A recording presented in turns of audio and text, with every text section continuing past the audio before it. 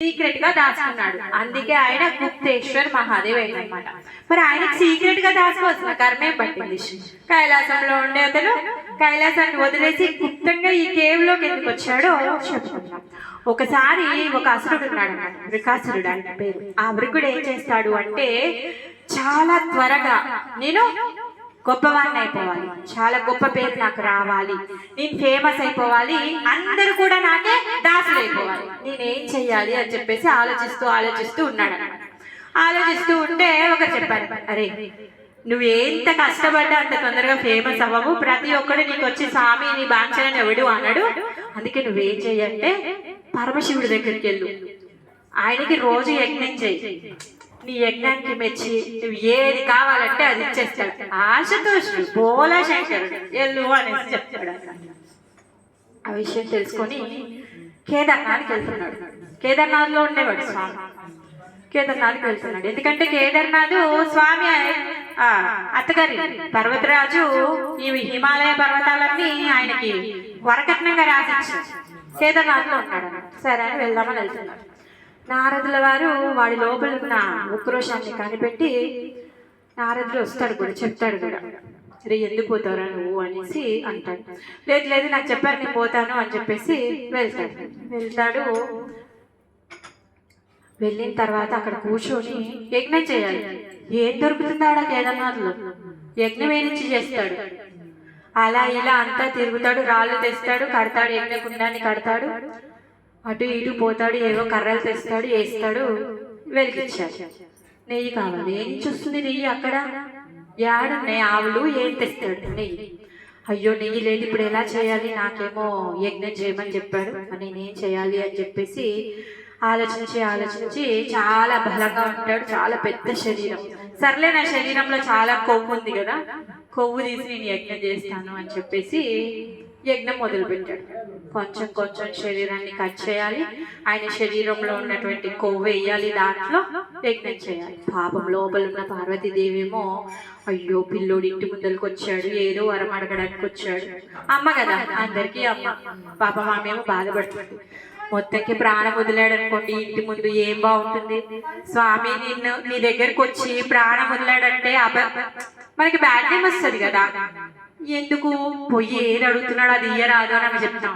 మన ఊరుకోవే అమ్మ, అందరి పట్ల నువ్వు చాలి చూపించుకో, అదేమన్నా యజ్ఞం అంటారా దాన్ని? యజ్ఞం అంటే అట్లా చేస్తారా? వాడికి బాగా వెర్రి పెరిగింది, వాడు ఏదో కావాలని వచ్చాడు, వాడు అడిగి తీస్తే మనకే ముప్పు వస్తుంది, నువ్వు ఊరుకో అని చెప్తాడు. పాప మా అమ్మ మనసు, ఎక్కడ చచ్చిపోతాడో, ఇంటి ముందు చచ్చిపోతే నా స్వామికి అపవాదం వస్తుంది అని ఆమె బాధ. ఇక అలా వీడు రోజుకి శరీరంలో మొత్తం తీసి వేస్తూ ఉన్నాడు. వీడు ఇక రక్తం కారిపోతుంది, అంగాల్లో ఉన్న అంత కొవ్వంతా అయిపోయింది, ఇక చచ్చిపోతాడు ఇంకా వాడు లాస్ట్కి. ఆ స్థితికి వచ్చాడు. ఇక పార్వతి అమ్మ కూడా అక్కడ రిక్వెస్ట్ చేసింది. ఆయన ఇంకో దారి లేదు పరమేశ్వరుడికి, ఏం చేస్తాడు పాపం, ముందు చూస్తే వాడు చచ్చేలా ఉన్నాడు, వెనక చూస్తేమో మేడమేమో పద అని చెప్తుంది అని చెప్పేసి పాపం పార్వతి పరమేశ్వరులు ఇద్దరు ప్రత్యక్షమయ్యారు. చెప్తాడు, నువ్వు చేసే యజ్ఞము పద్ధతి కాదు, యజ్ఞం అంటే ఇలా చెయ్యరు, నువ్వు చేసేది పైశాచిక యజ్ఞం చేస్తున్నావు అనేసి చెప్తాడు. అలా కాదు, నాకు కావాలి, నేను ఫేమస్ అయిపోవాలి, నాకు ఎలా కావాలి అంటే, ఇంకా మీరు ఏది అడిగితే అది ఇస్తారు, మీకోసంగా నేను ఇంత కష్టపడి చేస్తున్నాను అనేసి అంటే, ఇంకా పరమశివుడు ఆయన యొక్క దృష్టితోని ఆయన శరీరాన్ని అంతా మంచిగా చేసేస్తాడు. అయిపోయిన తర్వాత నీకేం కావాలి అనేసి అడుగుతాడు. అడిగితే అప్పుడు ఈ వృకాసురుడు అంటాడు, నాకు ఒక శక్తి కావాలి, ఏంటి అంటే నా చెయ్యి తీసుకెళ్ళి ఎవరి తల మీద పెడితే వాళ్ళు భస్మమై. అప్పటి వరకు వేరే వరం ఉండే, వేరే అడుక్కుందామని లిస్టు రాసుకొని వచ్చిండు. పార్వతి అమ్మని చూసిన తర్వాత ఇప్పుడు శివుడిని పక్కకు తప్పించాలి అని కొంచెం బుద్ధి తిరిగిపోయింది అనమాట. తిరిగిపోయి ఇప్పుడు శివుడిని పక్కకు తప్పించాలి అంటే ఏం చేయాలి? ఏమో ఎంత పెద్ద శరీరము, ఆయన చూపుతోనే ఇప్పుడు శరీరం అంతా మారిపోయింది, ఆయనకి శక్తి వచ్చేసింది, ఆయన చేతిలో త్రిశూలం ఉంది. సరే ఇప్పుడు నేను ఓడించాలి అంటే ఏం చేయాలి? నాకు ఒక పవర్ కావాలి. సరే అని చెప్పేసి ఎవరి తల మీద చెయ్యి పెడితే వాళ్ళు భస్మం అయిపోవాలి అని చెప్పేసి పొరపడుకుంటాడు. ఇంకేం చేస్తాడు బాబు పోలా శంకరుడు, ఏది అడిగితే అది ఇచ్చేస్తాడు. సో ఆ విధంగా తదాస్తు అనేసి అంటాడు. అన్న తర్వాత వీడేమో ఊరుకుంటాడా, ఉండడు కదా. నువ్వు ఇచ్చిన వరం నాకు పని చేస్తుందో చేయదో ఫస్ట్ నీ తల మీద పెట్టి చూస్తా అనేసి అంటాడు. ఏం చేస్తాడు బాబా పరమశివుడు, ఏమీ చేయలేడు. అందుకని అక్కడి నుంచి పారిపోతున్నాడు, వెంటాడుతూ ఉన్నాడు. అప్పటికి మధ్యలోకి విష్ణు వచ్చేసాడు.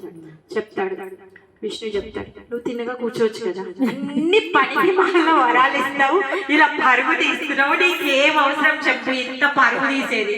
ఆ పనికి మాల వరం ఇచ్చేటప్పుడు వాడు ఏం చేస్తాడు ఒక్కసారి ఆలోచించవచ్చు కదా. ఎందుకు ఇంతగా అన్ని ఎవరు ఏది అడిగితే వాళ్ళకి అంతగా ఇస్తావు, ఇంత కరుణ ఎందుకు నీకు అనేసి అంటాడు. సరేలే స్వామి, ఇప్పుడు ఏదో ఒక చెయ్యి నేను పోతున్నా వాళ్ళు ఎదుర్కో అని చెప్తాడు. సరే అని చెప్పేసి అప్పుడు ఆయనతో తప్పించుకోవడం కోసం కానీ ఈ గుప్తేశ్వర్ కేవ్లోకి వస్తారనమాట స్వామి. ఇక్కడ దాక్కుంటాడు అనమాట. అక్కడ వృకాసురుడు చనిపోయేంత వరకు గుప్తేశ్వర్ కేవ్కి పరమశివుడు వస్తాడనమాట. అయితే ఆ దారిలో విష్ణువు చిన్న బ్రాహ్మణ బాలుడు రూపంలో వేషం తీసుకొని వెళ్తాడనమాట. వెళ్ళి ఆ వృకాసురుడు పరిగెత్తుతూ ఉన్నాడు. అరే నువ్వు ఎందుకు నాయన చెప్తాడనమాట. ఆగు ఆగు ఆగు ఆగు, ఎందుకు పరుగు తీస్తున్నావు, ఆగు ఆగు అనేసి అంటాడు. అరే జరుగురా, నాకు చాలా అర్జెంట్ పడితే నేను పోవాలి అనేసి అంటాడు.